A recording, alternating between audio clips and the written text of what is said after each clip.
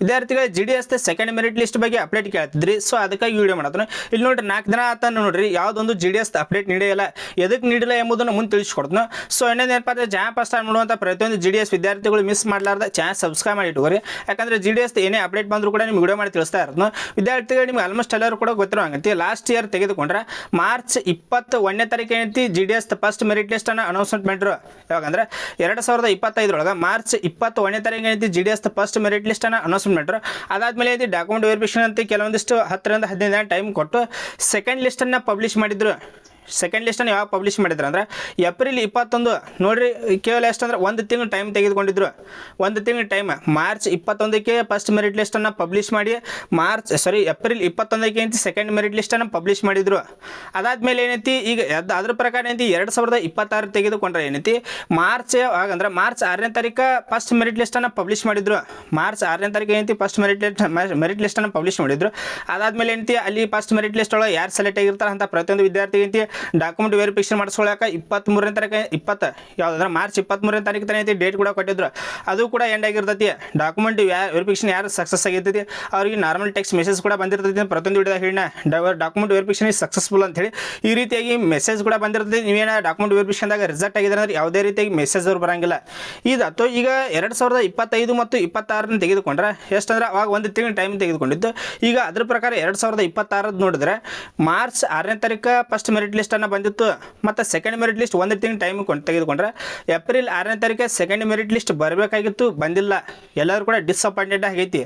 ಎಲ್ಲರೂ ಕೂಡ ಡಿಸಪಾಯಿಂಟೆಡ್ ಆಗೈತಿ. ಹಲವಾರು ವಿದ್ಯಾರ್ಥಿ ಕೇಳ್ತಿದ್ರು ನಾನು. ಇಲ್ಲಿ ನೋಡ್ರಿ ಕೆಲವೊಂದಿಷ್ಟು ಕಾರಣಗಳಿಂದ ಏನೈತಿ ಸೆಕೆಂಡ್ ಮೆರಿಟ್ ಲಿಸ್ಟ್ ಇದೇ ಸಲ ಲೇಟ್ ಮಾಡೈತಿ.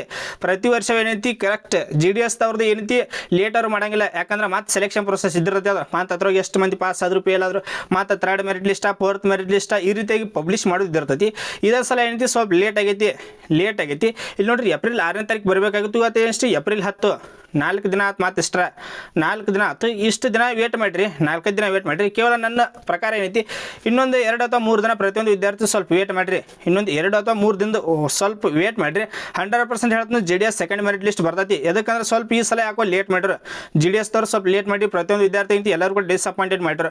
ನನಗೆ ಗೊತ್ತೈತಿ. ಯಾಕಂದ್ರೆ ಹಲವಾರು ವಿದ್ಯಾರ್ಥಿಗಳು ನಂಗೆ ಕಮೆಂಟ್ ಮಾಡತ್ತಿದ್ರೆ, ನಾನು ಇನ್ಸ್ಟಾಗ್ರಾಮ್ದು ಕೆಲವು ವಿದ್ಯಾರ್ಥಿಗಳು ಕೇಳ್ತಿದ್ರೆ ಸರ್ GDS ಬಗ್ಗೆ ಸೆಕೆಂಡ್ ಮೆರಿಟ್ ಲಿಸ್ಟ್ ಬಗ್ಗೆ ಅಪ್ಡೇಟ್ ನೀಡ್ರಿ ಅಂತೇಳಿ. ಇಲ್ಲಿ ನೋಡ್ರಿ ವಿದ್ಯಾರ್ಥಿಗಳು ಏನೈತಿ ಎನಿ ಟೈಮ್ ಬೇಕಾದ್ರೆ ಸೆಕೆಂಡ್ ಲಿಸ್ಟ್ ಬರ್ತೈತಿ.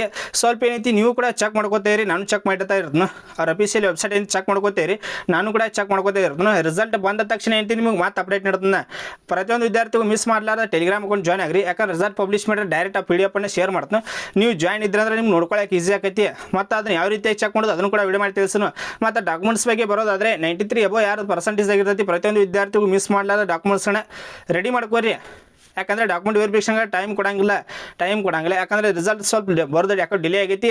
ಇನ್ನೇನೈತಿ ರಿಸಲ್ಟ್ ಬಂದ ತಕ್ಷಣ ಐತಿ ಯಾವುದೂ ಡಿಲೇ ಆಗಂಗಿಲ್ಲ. ಇದಾದಂಗೆ ಏನೈತಿ 3rd ಮೆರಿಟ್ ಲಿಸ್ಟ್ ಲೇಟ್ ಮಾಡಂಗಿಲ್ಲ. 3rd ಮೆರಿಟ್ ಲಿಸ್ಟ್ ಲೇಟ್ ಮಾಡಂಗಿಲ್ಲ. ಅದಕ್ಕಾಗಿ ಪ್ರತಿಯೊಂದು ವಿದ್ಯಾರ್ಥಿ ಡಾಕ್ಯುಮೆಂಟ್ಸ್ನ ರೆಡಿ ಮಾಡ್ಕೋರಿ. ಕೇವಲ ನಿಮ್ಗೆ ಟೈಮ್ ಭಾಳ ಕೊಡಂಗಿಲ್ಲ. ಯಾಕಂದ್ರೆ ರಿಸಲ್ಟ್ ಪಬ್ಲಿಷ್ ಮಾಡಿ ಐತಿ ಕೇವಲ ಒಂದು 10-12 ದಿನ ಒಳಗೆ ಏನೈತಿ ಡಾಕ್ಯುಮೆಂಟ್ಸ್ನ ಸಬ್ಮಿಟ್ ಮಾಡಿ ಮತ್ತು ಅದ್ರಾಗ ಎಷ್ಟು ಮಂದಿ ಪಾಸ್ ಆದರು ಫೇಲ್ ಆದರು ರಿಸಲ್ಟ್ ಆದವ್ರನ್ನ ತೆಗೆದು ಮತ್ತೇನೈತಿ 3rd ಮೆರಿಟ್ ಲಿಸ್ಟ್ಗಳನ್ನ ಪ್ರೊಸೆಸ್ ಇದ್ದಿರ್ತೈತಿ. ಸೊ ಅದಕ್ಕಾಗಿ ಪ್ರತಿಯೊಂದು ವಿದ್ಯಾರ್ಥಿಗಳು ಡಾಕ್ಯುಮೆಂಟ್ಸ್ಗಳನ್ನ ರೆಡಿ ಮಾಡ್ಕೋರಿ. ಮತ್ತು ನಿಮಗೆ ಏನೇ ಡೌಟ್ ಇದ್ರೂ ಕಮೆಂಟ್ ಮಾಡಿರಿ ಅಥವಾ ಡೈರೆಕ್ಟ್ ಇನ್ಸ್ಟಾಗ್ರಾಮ್ದಲ್ಲಿ ಕಾಂಟ್ಯಾಕ್ಟ್ ಮಾಡ್ಬೋದು. ಸೊ ಇನ್ನೊಂದೇನಪ್ಪ ಅಂದ್ರೆ ಚಾನಲ್ ಫಸ್ಟ್ ಟೈಮ್ ನೋಡುವಂಥ ಪ್ರತಿಯೊಂದು ವಿದ್ಯಾರ್ಥಿಗೂ ಮಿಸ್ ಮಾಡಲಾದ ಚಾನಲ್ ಸಬ್ಸ್ಕ್ರೈಬ್ ಮಾಡಿ ಇಟ್ಕೋರಿ. ಯಾಕಂದರೆ GDS ಏನೇ ಇನ್ಫಾರ್ಮೇಷನ್ ಬಂದರೂ ಕೂಡ ನೀವು ವಿಡಿಯೋ ಮಾಡಿ ತಿಳಿಸ್ತಾ ಇರ್ತೀನಿ. ಮತ್ತು ಡಾಕ್ಯುಮೆಂಟ್ಸ್ ವೆರಿಫಿಕೇಷನ್ಗೆ ಯಾವ ಡಾಕ್ಯುಮೆಂಟ್ಸ್ ಬೇಕು ಅದನ್ನು ಕೂಡ 4 ರಿಂದ 5 ವಿಡಿಯೋ ಮಾಡಿ ತಿಳಿಸಿನ ಈಗ ನನ್ನ ಚಾನಲ್ ಒಳಗೆ ಅಪ್ಲೋಡ್ ಮಾಡಿರ್ತೀನಿ. ಪ್ರತಿಯೊಂದು ವಿದ್ಯಾರ್ಥಿಗಳು ಏನಂತ ನೋಡ್ಕೋರಿ. ಅವು ಏನು ನಾ ಯಾವ ಡಾಕ್ಯುಮೆಂಟ್ಸ್ನ ಹೇಳಿನ ಅವೆಲ್ಲ ರೆಡಿ ಮಾಡ್ಕೋರಿ.